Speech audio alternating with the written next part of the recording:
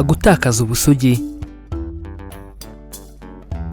Ubusanzwe ijambo ubusugi ntirifite igisobanuro mpuzamahanga kuko rifatwa mu buryo butandukanye ahantu henshi ku isi.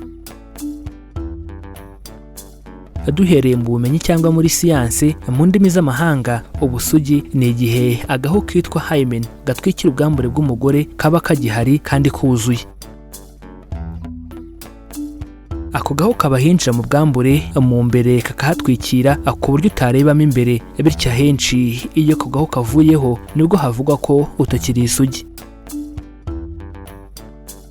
Reka dutangire ikiganiro turebera hamwe uburyo bigenda ngo hymen ive ku bwambure.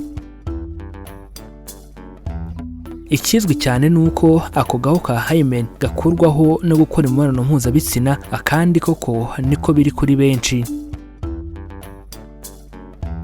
Ku rundi ruhande ariko, abenshi bakunda kwirengagiza ko imyitozo ngororamubiri nayo yagakuraho, nko kunyonga igare no gukina ibintu byose bisaba gutandukanya amaguru cyane ku bangavu. Reka dukomereze ikiganiro ku buryo ubusugi umuryango mugari w'abantu babufata. Reka dutangire twibaza kuko iki kiri mu bitera urujijo. Ese umwana w'umukobwa ufite imyaka 12 ariko akaba yaranyonze igare cyane nyamara atarakora imibonano mpuzabitsina, twamwita isugi cyangwa ntaba ariyo? Wowe ubyumva ute? Ibyo ni umwihariko w'imyumvire ya buri muntu, ariko kugira ngo tugire imvugo imwe hano, reka dukoreshe ubusugi nko kuba agahu ka hymen karavuyeho tutitaye ku cyakavanyeho. Reka dukomereze ikiganiro ku bintu ubusugi bumaze. Ubusanzwe burya icyo ubusugi bumara bijyana n'uko ahantu n'umuco ubaranga runaka babufata. Zimwe mu ngero twafatiraho ni mu gihugu cya Misiri, aho usanga bavuga ko umukobwa utari isugi ntacyo aba amaze, mbese ngo ubusugi niyo sura y'umukobwa. Mu bindi bihugu byinshi bigendera ku mico y'abayisilamu, bubaha cyane ubusugi kuko nta mugabo uba wemerewe kwegerana n'igitsina gore kereka umugore basezeranye. Ubwo gukora imibonano mpuzabitsina byo ntibivugwa, kuko hari n'aho iyo ushatse umugore ugasanga atari isugi, byakuviramo kwicwa cyangwa gucibwa mu muryango mugari. Ku rundi ruhande, hari n'aho ku munsi w'ubukwe umugore aba ategetswe kubyuka agafata amashuka barayemo akayagendana yereka abantu bose ko yari isugi, bikagaragazwa n'uko hariho amaraso. Muri Leta Zunze Ubumwe za Amerika n'ibindi bihugu bimwe mu byateye imbere, usanga ubusugi atari cyo kiza imbere ku mukobwa. Muri ibyo bihugu usanga abangavu baho benshi barwanira kuvuga ko atari amasugi kuko babifata nk'igisebo. Kuri bo kuba umuntu yagira imyaka 20 akiri isugi ni igitangaza kivanze n'igisebo, kuko ufatwa nk'uwikomeza ukiri umwana cyangwa se umukobwa udafite igikundiro. Mu Rwanda ho biravanze kuko buri wese abifata uko abishaka, ariko muri rusange usanga uko imyaka igenda ishira ari nako ubusugi bugenda bugabanya agaciro. Hambere umukobwa washakaga umugabo ntava amaraso mu ijoro rye rya mbere yafatwaga nk'uwananiranye, bikaba byanamuviramo gusubizwa iwabo.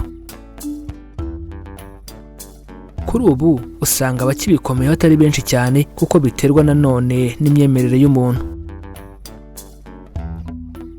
Hari abavuga ko iyo uri isugi iwanyu baba baroga, ibi babikora kugira ngo bumvikanishe ko ari ikintu kitagezweho, bityo bakwiye kujyana n'igihe.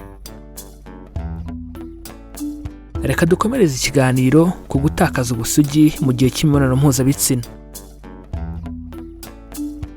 Usanga hari abantu bicuza gutakaza ubusugi bwabo, by'umwihariko ababuburiye mu mibonano mpuzabitsina mbere yo gushaka. Rimwe na rimwe abatakaje ubusugi bibagiraho ingaruka zo kumva ko ntacyo bamaze, bagahora bicuza icyatumye basambana. Ku rundi ruhande, hari abagira ibyago kurenza abandi bagatakaza ubusugi bafashwe ku ngufu, bikababera igikomere kidapfa komoka. reka dukomeze ikiganiro ku kumenya niba kwa muganga bapima ubusugi. Ubusanzwe kwa muganga icyo babasha kureba ni uko kagahu ka hymen kwatangiriye ikiganiro kaba katagihari, ariko ntago bamenya icyagakuyeho. Rimwe na rimwe hari abajya babiteramo urwenya ngo hari icyuma kiba kwa muganga bita busugimetri, ugihagarara imbere kigahita kikorondora, ariko ni ibihuha. Reka dukomeze ikiganiro ku kumenya niba ubusugi bwagaruka. Reka tugaruke gato ku bibazo dukunda kubazwa na benshi. Ese iyo umaze igihe kinini udakora imibonano mpuzabitsina ushobora kongera kuba isugi? Ese niki nakora kugira ngo nsubire kuba isugi? Reka tubasubize ko gusubirana ubusugi biterwa n'icyo wowe ubwawe wita ubusugi, ariko ukuri ni uko hymen yavuye ku bwambure ntabwo bishoboka ko yagaruka.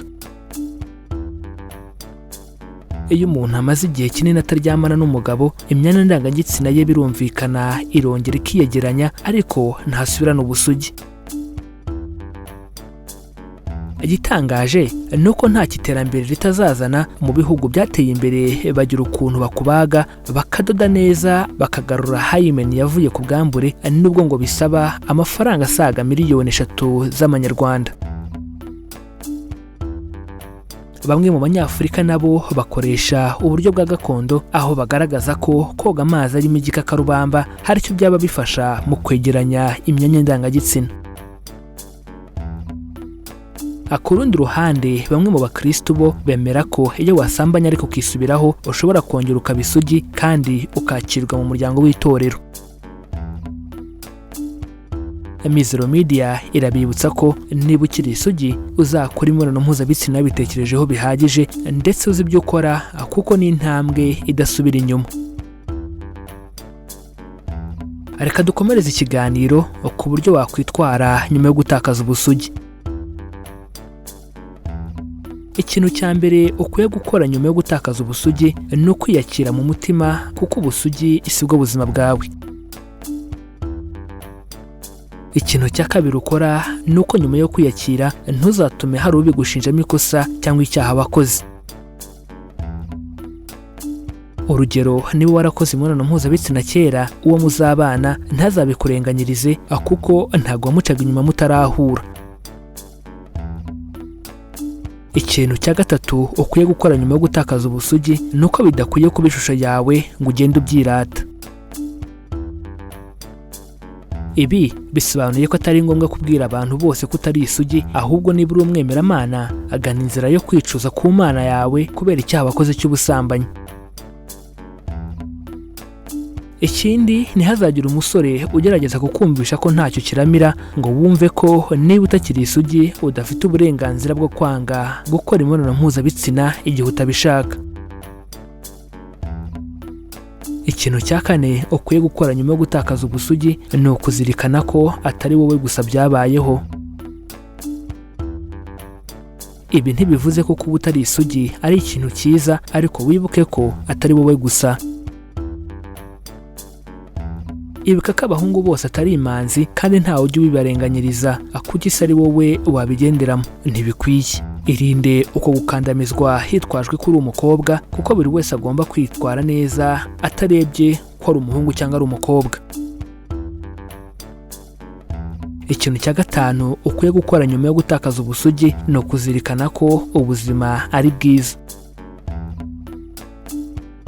Utitaye ku cyagutwaye ubusugi, ibyo birengeho kandi ubeho ubuzima uko bikwiriye, ukunde ndetse kandi unishime.